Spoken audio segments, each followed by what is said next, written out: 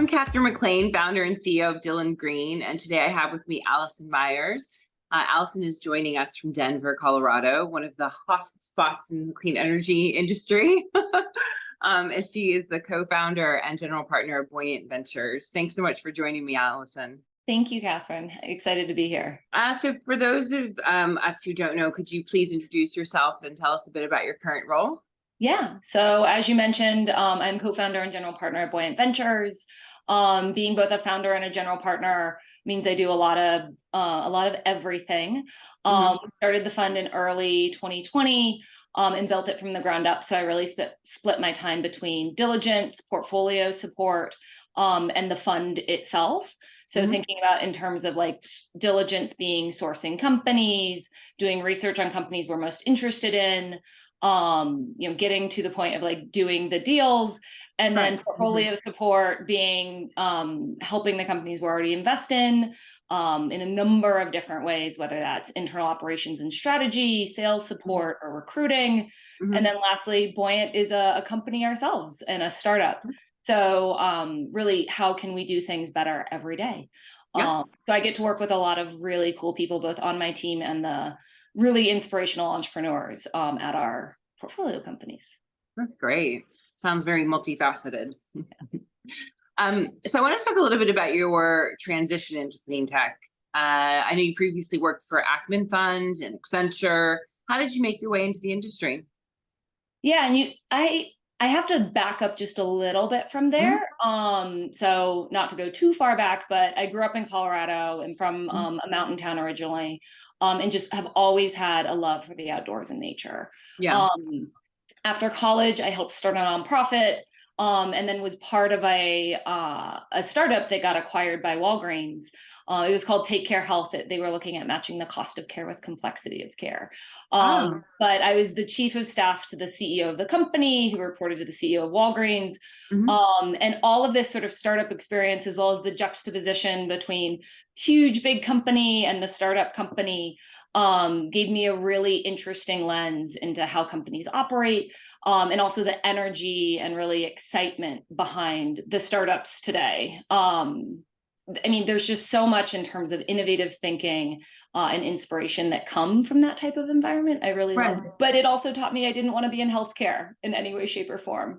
So went off to business school, had an experience with the Acumen Fund, as you mentioned, as well as the Michigan Social Venture Fund. So both impact investing groups, and really loved the additional data that we looked at, thinking about both opportunities and risks for companies in a little bit of a broader fashion, and instead of just solely focused on the financial data. And then, after that experience, went into consulting at Accenture, and really, this is where I really found my way into climate. Mostly focused on energy, but broadly sort of built environment, mobility, and customers were waking up expecting more from corporations and utilities. Corporations were making moves to sort of make their operations more sustainable. And everyone was becoming more aware of the issue around climate change, social issues, a lot of these things that were just really exciting. So I loved the nerdiness of energy in general, and the grid operations in terms of how we match energy usage with energy supply, and just fell deeply in love with it. So really started my transition into climate tech while in consulting. That's great. No, I mean, I speak to a lot of people that were in healthcare that came into clean energy. I did a master's in public health as well, because I think like it's one of those areas where you are passionate about people and like helping people. And so it still has the same sort of thread. You're doing it in sort of an environmental way instead of maybe like a healthcare way. But even though the two are kind of really tied. Yeah, I couldn't agree more. You're also working with experts that are deep, like have deep expertise in their fields. You have regulations that you have to deal with. You have sort of physical or constraints in terms of that you're having to work with when you develop solutions. Which is all like I think just very corollary across the two different. Can you talk a bit about Buoyant and why you decided to found the company? Yeah. So Buoyant is an early stage venture fund. So we focus on seed and Series A. So under single digit millions or under in terms of revenue annually. Right. And we look for both adaptation and mitigation solutions. So how do we adapt to the impacts that we're feeling today, as well as mitigate from, so reduce emissions, so that we're preventing the worst impacts from climate change broadly. So we focus on those two areas, but we're very broadly generalists. For me personally, when thinking about founding Buoyant, I wanted more ownership than what I was finding in consulting. As much as I loved the client services relationship, where I really liked the idea of both founding Buoyant and being a part of that, and then also still having the ability to support founders and entrepreneurs that are doing the really hard thing of starting new companies and tackling these big, audacious goals and problems.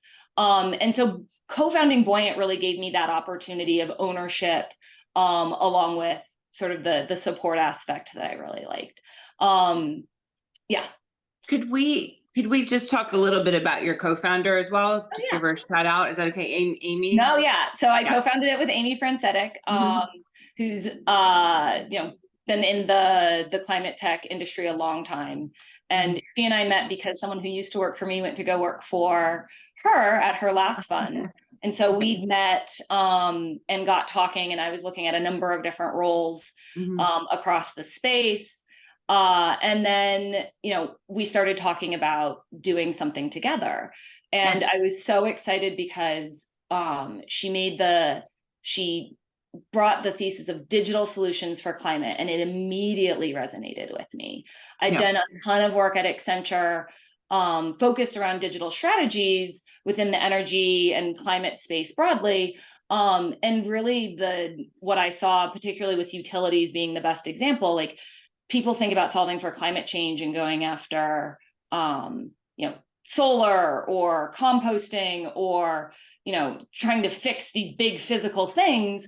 When in reality, you think about the business models and the software that can really drive speed, both thinking about like how long does it take you to install some software on your computer or access something in the cloud versus how long it takes to build something. Right. Those are very different timelines. Amy saw that a lot at the Clean Energy Trust, which is now Evergreen Climate Innovations, that she founded. And so we really coalesced around that idea of digital solutions, knowing that we'd need some small bits of hardware, whether it was a control or a sensor to connect the physical and digital worlds, but really trying to say, like, how can we be the most near-term impact? Again, going back to that adaptation and mitigation, really trying to say, like, what can be done right now today? There's lots of cool things in the labs that are going to take time to really bring out of there and deploy. But if we can start now, if we can use software to get to that speed and scale, that's where we're really going to have an impact and be able to tackle what is, the largest problem facing humanity. That's really interesting. I never really thought about it that way. That's really an interesting take on it. What are some of the portfolio companies that you work with and what makes them unique? Yeah. I love talking about our portfolio. I'll give a few examples, and they're all unique in their own way. It's like your kid. It's like your kids. Yeah, exactly. So Audette is a portfolio company of ours. They're based out of Vancouver. They essentially provide virtual energy audits. So it's in a way where a lot of times you've had to put boots on the ground to traditionally do an energy audit in the past.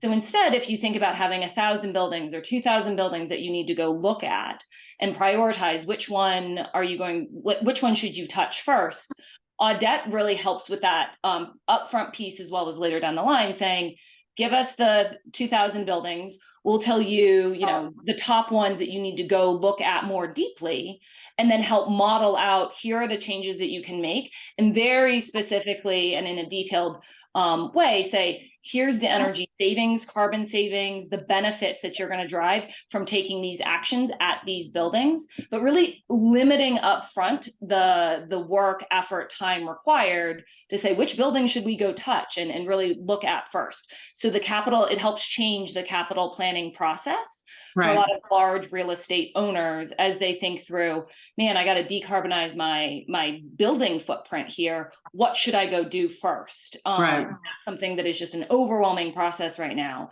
and not digitized in any way, shape, or form. So that's one. And that's very much on the mitigation side of reducing emissions. Flood flash is another one. This is an adaptation. So they provide parametric flood insurance.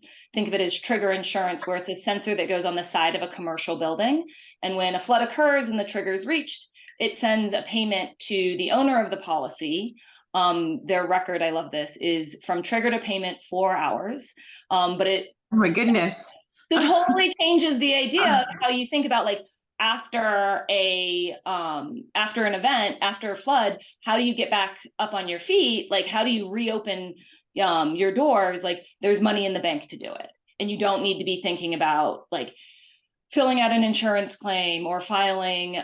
So really think about business continuity and how we protect lives or livelihoods around these smaller businesses that really can't afford that interruption. There's really interesting data around the number of companies that are able to open back up after a disaster like that. And the longer they stay closed, the harder it is to get reopened. So those are two. One more, shifted energy. They are focused on residential energy usage. So thinking about, like, your thermostat, your hot water heater, your EV charger, anything that uses electricity. There are times in the day where that is shiftable energy, where you could heat or cool your home at different times.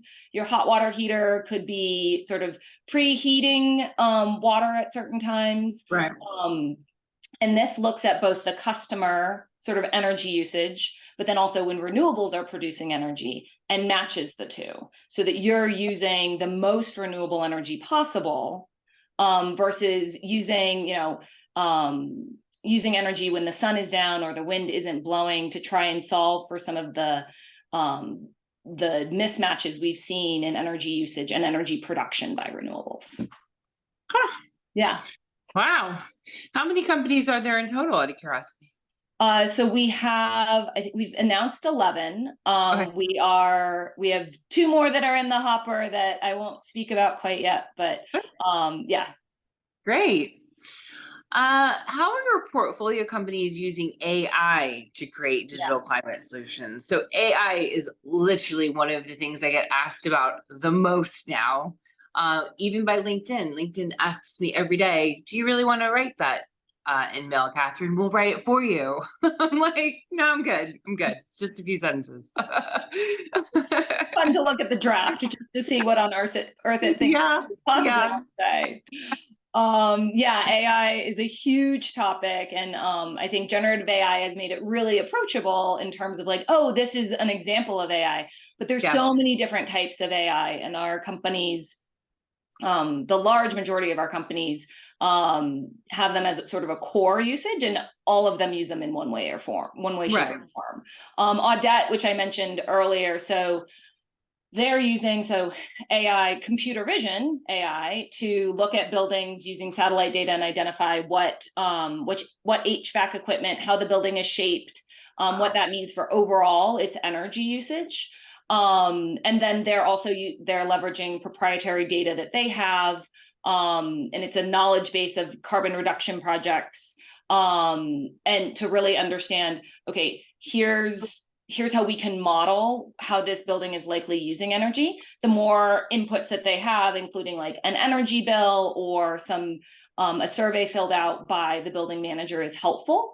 But they use all of this along with machine learning to model out how the building uses energy and what the reductions would then be if certain actions were taken. So all of that is just like computer vision, algorithms, and in general AI, along with machine learning to tune that. Another one I love to talk about, I didn't mention up front, is Reeldata. So Reeldata, they support onshore fish farmers. So if you buy fish from the store, a lot of times it's farmed. And the farmers that Reeldata supports grow fish onshore in onshore tanks.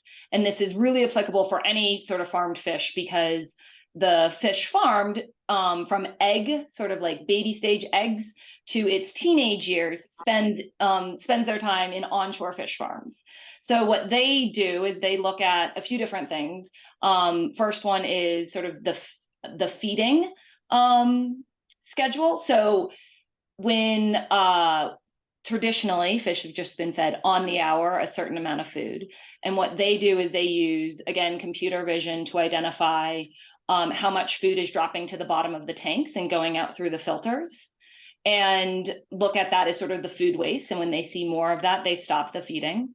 And when they see that the fish are gobbling up all the food and really hungry at certain points, they feed the fish more. So they're optimizing the time in which fish are fed to reduce feed waste and to help grow the fish in the most optimal manner possible. So feeding them when they're hungry. So we all grow better when we're hungry and we get fed. They also use computer vision, and my favorite is fish facial recognition, to identify individual fish and measure them. Traditionally, we've just sort of like grabbed a fish out, weighed it on a scale, thrown it back in, hopefully it lives.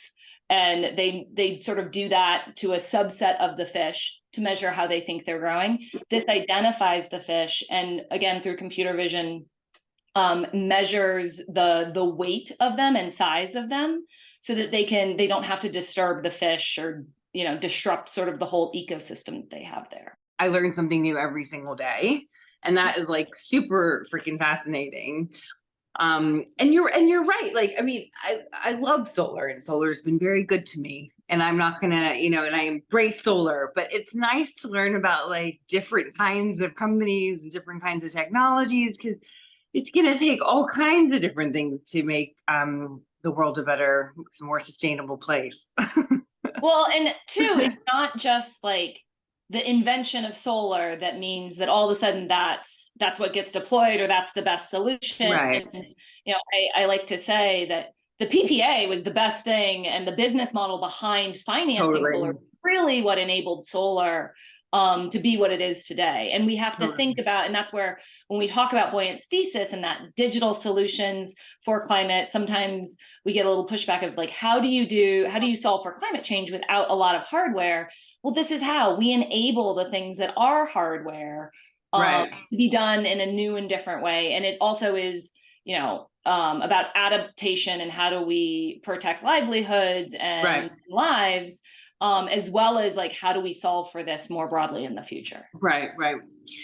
I want to shift focus to a topic that's very near and dear to my heart. And one of the big reasons why I was really interested in interviewing Buoyant is the fact that she's two female founders, which is fantastic.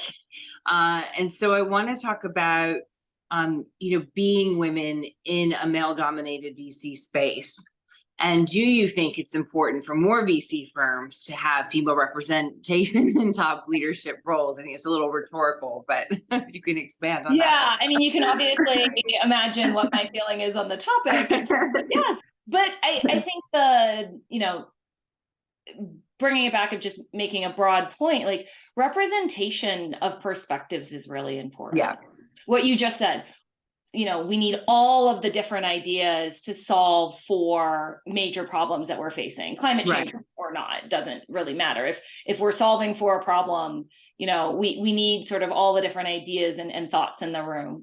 And if you have the same person with the same perspective writing all the checks, then I can't imagine that, there would be as diverse of a set of solutions funded and whatnot, compared to if it was, a more diverse perspective. And women are certainly part of it. It is really shocking, sort of the numbers, and there's lots of different ways to measure this, but it is a very small portion of sort of women that hold the pen, when you consider that we are also 50% of the population.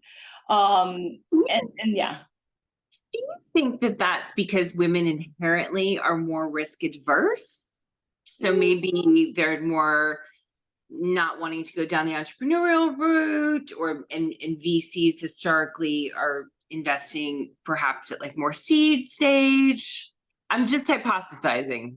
Yeah. And I don't think it's one thing. Yeah. I think that it's really just like so many different things, whether Yeah. it wasn't, and it's not encouraged sometimes at younger Yeah. ages. It's something that, women may feel more uncomfortable with because certain things aren't necessarily taught, or just, you know, when you are the gender that like has a baby and grows a baby inside of you, that's a pretty major like change. And that in itself is like a real, it depends on how it's structured, all those sorts of things in terms of time off and things like that. But I just think there's so many things that have brought us to this point. But I'm really excited about the fact that I think it is changing quite Yeah. dramatically and quickly. I remember when I was in business school 10 years ago, even more maybe, but we were 35%, women were 35% of the class. Like it's 50-50 at a lot of top schools now. And not to say that business school is like, end all be all in terms of an indicator, but it is an indicator. And to sort of say, it's changing it's great to see those sorts of things. And I come back to, again, like, it's about perspectives. It's about like, what are you bringing to the table to help solve a problem or identify an opportunity, and making sure that we have all of those in the room. And that's why I think it's so important. Right. There's a really great, and you can cut this out if you want, but I heard this a long time ago where it's like, where do you keep the ketchup? And stick with me. I'm very passionate about ketchup. Oh, really? Okay, well then this will be great for you. So if you look at sort of cuisines around the world, if you live in the UK or the sort of are Black in the South, you keep the ketchup typically in the cupboard. Correct. And if you live in the rest of the United States, we keep it in the refrigerator, or it is kept in the refrigerator. Yeah. But then if you look at the cuisines and what happens when you run out of ketchup, quote unquote, when you have a problem, what do? You reach for something next to it. So the UK and the South, you see a lot of malt vinegar, Worcestershire sauce, things that are next to the ketchup in the cupboard, versus ketchup being in the refrigerator. You see mustard, mayo, relish being the replacement. And that's what I mean when I say like difference of perspectives, of just like, where does your mind go? What do you immediately think of? What problem are you solving for, and how are you approaching it? And I really love that sort of like, how do we get both the ingredients in the refrigerator and the ingredients in the cupboard all in one place so we can pick the best one for the problem that we're facing? That's such a funny story. I love that, because you're right. Like if I was out of ketchup, so I keep the ketchup in the fridge. Even when I lived in the UK, I lived there 10 years. I think I still kept the ketchup in the fridge because I was American, still American. Yeah. But if I was out of ketchup, what would I reach for? I'd reach for barbecue sauce. Yeah. Which is in the fridge. The fridge. It is all of those little itty bitty biases and things that are important when we think about sort of how do we get representation, and why does it matter that women are check writers? It's like, because women have problems that we have a different perspective on as well. And we want all of these solved in the best way. Totally. Have you seen any tangible progress in recent years in terms of investments that are being made in women and BIPOC-led climate tech companies? I mean, I think there's progress, like, by far. I think there's certainly progress here. I wish I had like data points that I could give you to say like, here's the progress that we're seeing. But I think just little by little, there's more either founders and individuals saying like, I am so passionate about this, or this needs to be solved, and I see the problem and I see the solution, and they're sort of jumping in with both feet and being supported through funding, as well as people that choose to come join them and that sort of thing. But I think that it's probably another good sort of analogy. It's sort of like melting an ice cube. If you have an ice cube sitting on a table in a room and it's negative 10 degrees, increasing the temperature of the room from, negative 10 to 30 doesn't really change much in the way of like melting the ice cube. But the next 2 degrees, 10 degrees, 20 degrees changes a lot. So I think that there's a lot that's not being captured in the data. Data for startups is really difficult because, it's also, this is observed sort of whether it's gender or race and how we're thinking of it. And for that data to work its way into the conversation, companies just have to be later stage. And so I think we're seeing it, but it's more anecdotal. And I feel the same way though about like my job. Like so much of what I communicate is going on in the market is what I observe. Because somebody's like, oh, do you have like data on that? I'm like, no, but I feel pretty confident that like that is the truth, because I see it all day, every day kind of thing, like whatever it is that we're talking about, topic kind of thing.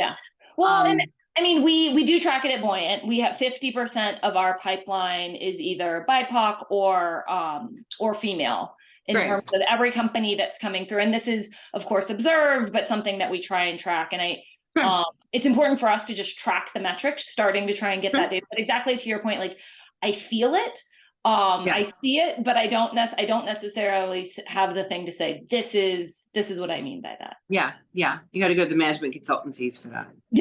Exactly.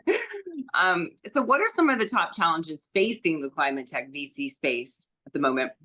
I mean, we have been, climate tech has been more resilient than most of the market when it comes to venture in the past year, which is really great. And I think shows that there's been an underinvestment in the space over time. And, but I think, interest rates, like anything, really are one thing that sort of, as you think about it being sometimes a mix of software and hardware, there's sort of that upfront investment that's needed, or generally just upfront investments. Interest rates make venture just generally more hard. I think specifically for climate tech, climate is something that has been bandied about in terms of political football that people love to argue over. And I think that prevents some of the real conversation happening. Like it shouldn't be something that's political. We should be focusing on solutions and building really great businesses that solve for problems that we know we have. There's some really great studies out there on talent in terms of, we have amazing expertise I see like in individuals, in terms of the founders that we back, people doing really amazing work, whether it's at, startups or nonprofits or corporations, but there's a shallower expertise across sort of broadly within corporates, or, we have a shortage of electricians and sort of like laborers that are going to need to like go and touch things and fix things and upgrade things physically. And, some of the research on the corporate side, I think it's BCG and Microsoft have put out some really interesting reports there in terms of how you think of upskilling and that when it comes to sustainability knowledge. I think, honestly, one of the more exciting things is how many amazing people we see wanting to come into the space. Oh my goodness. And it's really cool because that is just, we need all solutions. We need all copper bullets because there is no silver bullet.